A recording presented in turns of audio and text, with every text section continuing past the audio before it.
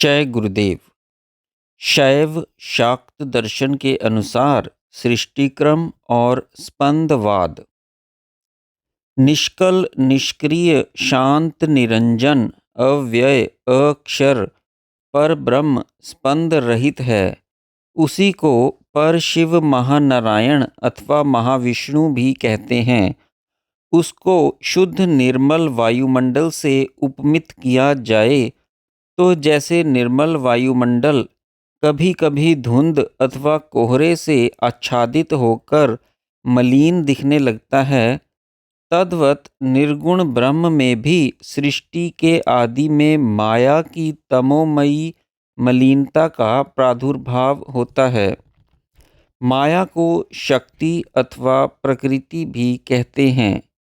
उसका वर्णन शंकर भगवत्पाद ब्रह्मसूत्र 1, 4, 6 के भाष्य में इन शब्दों में करते हैं। अविद्यात्मिका ही बीज शक्ति है जो अव्यक्त शब्द से निर्दिष्ट की जाती है।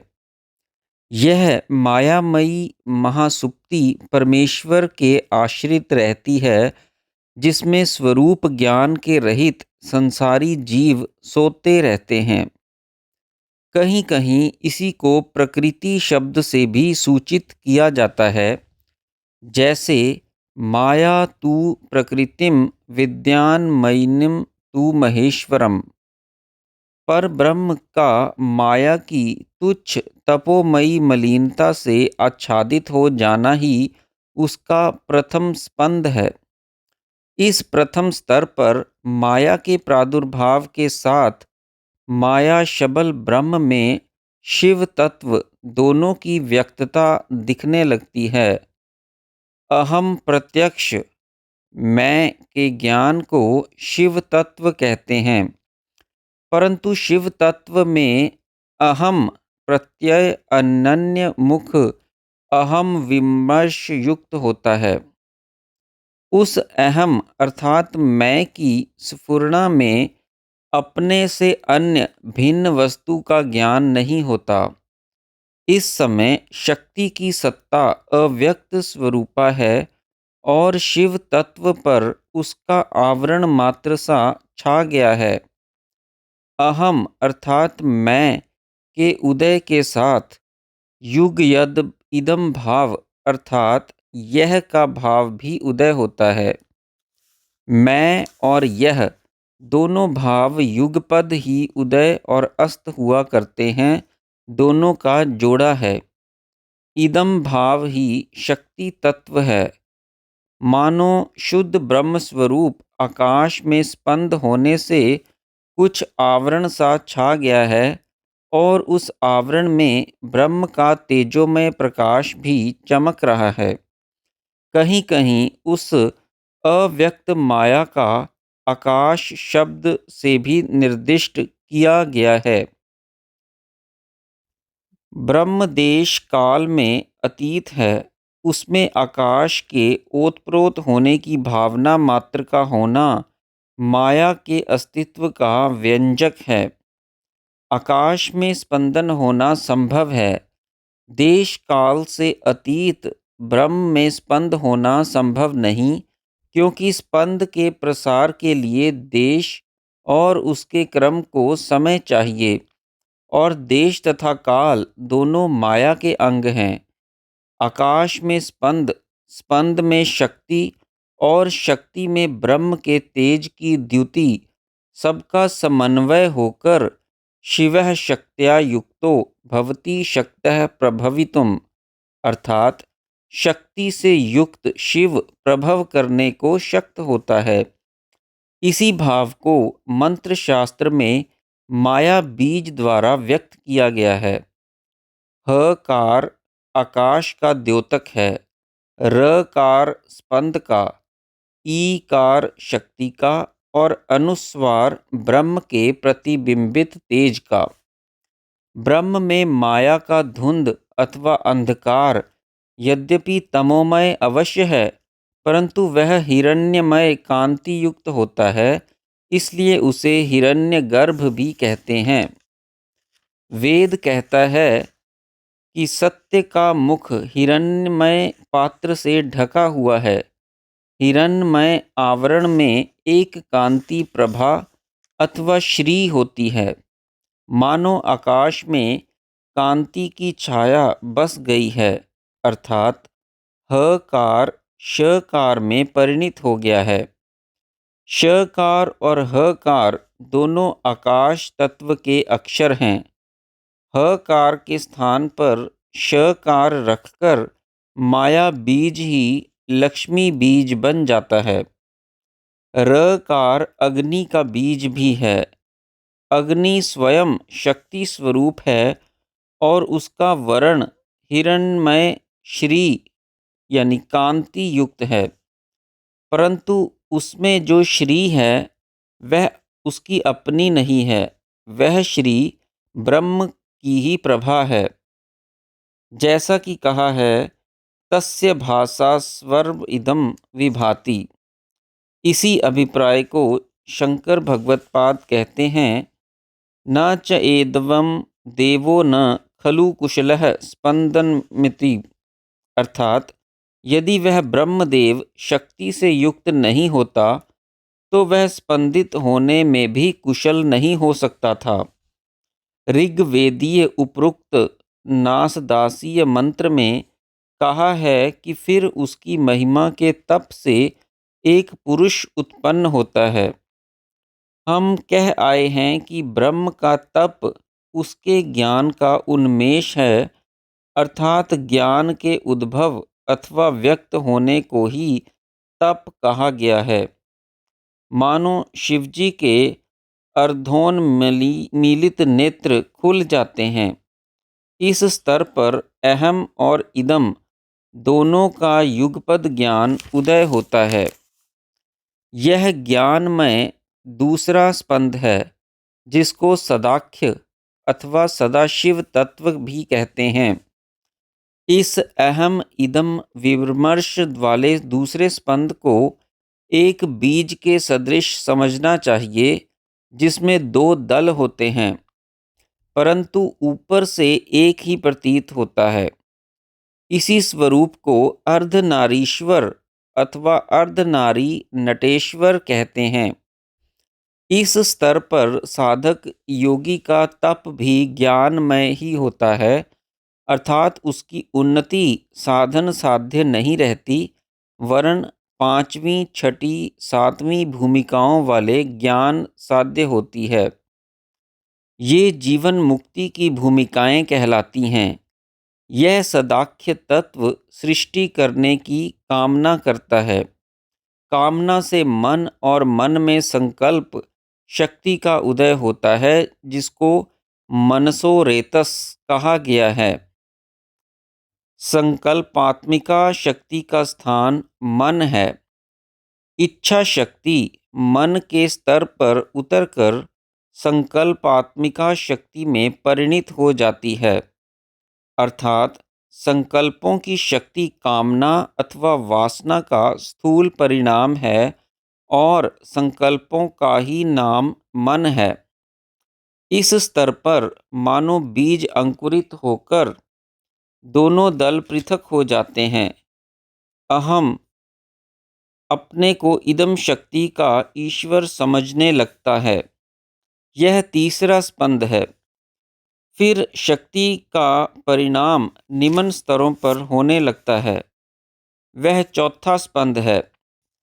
तीसरे स्पंद में मानो शिवजी नेत्र खोल देते हैं और उनको शक्ति के स्फुरण का पूर्ण ज्ञान हो जाता है, अर्थात शक्ति और शक्तिमान दोनों ही पृथक सत्ता का ज्ञान उदय हो जाता है।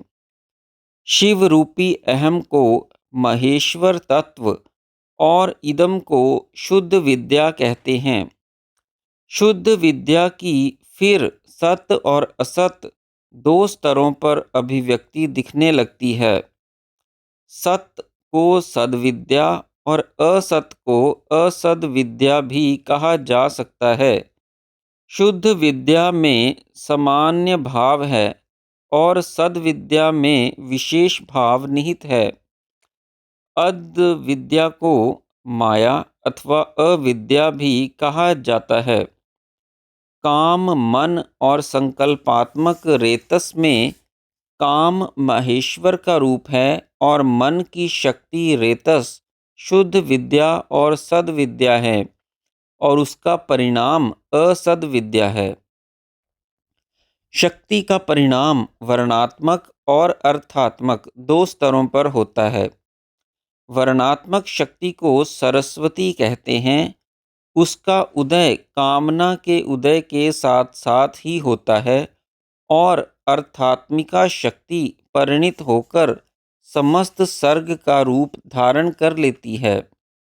वर्णात्मिका शक्ति को स्वरात्मिका भी कहते हैं। दुर्गा सप्तशती के एक श्लोक में कहा गया है, हे देवी, तू स्वाहा, तू स्वधा और तू ही वष्टकार स्वरात्मिका है, अर्थात सब तेरे ही रूप हैं। तू स्वधा है। हे नित्ये, अकार, ईकार अथवा ऊकार और मकार की तीनों मात्राओं के रूप में तू स्थित है और अनुस्वार स्वरूपी अर्धमात्रा में भी नित्य स्थित है, जिसका विशेष रूप से उच्चारण भी नहीं किया जा सकता। ओम और एम दोनों रूप लिए जा सकते हैं अथवा ईकारस्य भावे ए भी लिया जा सकता है। एम सरस्वती बीज है, ई शक्तिवाचक है, ए उसका स्वरात्मक भाववाचक है और अनुस्वार शिववाचक है। अर्थ स्वरूपा देवी आदि काम से उदय होकर संकल्प रूप धारण करके सृष्टि स्थिति और प्रलय की कल्पना करती है और ब्रह्मा को दिन में स्थिति करके कल्प का निर्माण करती है। संकल्प, कल्पना और कल्प तीनों शब्दों की व्युत्पत्ति करलिप धातु से होती है, अर्थात भगवती के सामर्थ्य का विकास अथवा प्रदर्शन स्वरूप आद्योपांत सारा कल्प है।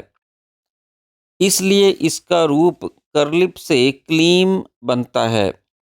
ब्रह्मा का दिन जिसको कल्प कहते हैं, उसकी अवधि 1000 चतुर्युगी का समय, 12,000 दिव्य वर्ष अर्थात 4,32,000 मानुषी वर्ष है। भगवती के क्लीम बीज के सामर्थ्य से कल्पित है, जो महेश्वर की काम अथवा संकल्प शक्ति का स्वरूप है।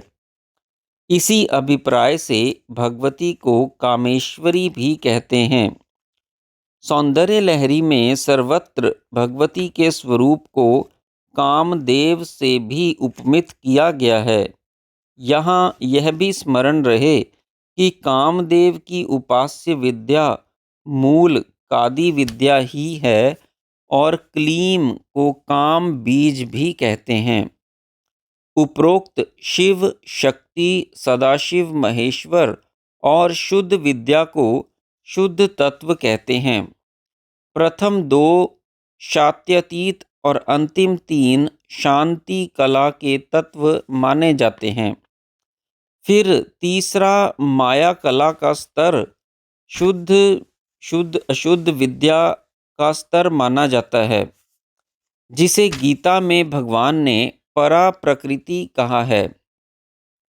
माया का प्रस्तार देश और काल में होता है, जो नियति अर्थात प्राकृतिक नियमों के सूत्र में बंधा हुआ, जिनके अविद्यामय ज्ञान का जानकार होकर शिव स्वयं राग के पाश में बंध जाता है और जीव कहलाने लगता है। इसलिए माया के 7 तत्व शुद्ध अशुद्ध तत्व कहलाते हैं। उनके नाम ये हैं: माया, काल, कला, नियति, अविद्या, राग और पुरुष। इस स्तर को विद्या कला कहते हैं। ये 5 हैं: शांत्यतीता, शांति, विद्या, प्रतिष्ठा और निवृत्ति। काल से राग तक 5 तत्व 5 कंचुक कहलाते हैं, जो माया के 5 आवरण या 5 केंचुलियाँ हैं और जो शिव की चित्त शक्ति को काल से, क्रिया शक्ति को कला से, ज्ञान शक्ति को विद्या से, इच्छा शक्ति को राग से और आनंद को नियति से आवृत करके उसे जीव बना देते हैं। अशुद्ध 24 तत्व हैं: अव्यक्त प्रकृति, महत, अहंकार, मन, ज्ञान इंद्रियां, 5 कर्मेंद्रियां, 5 तन मात्राएं और 5 महाभूत।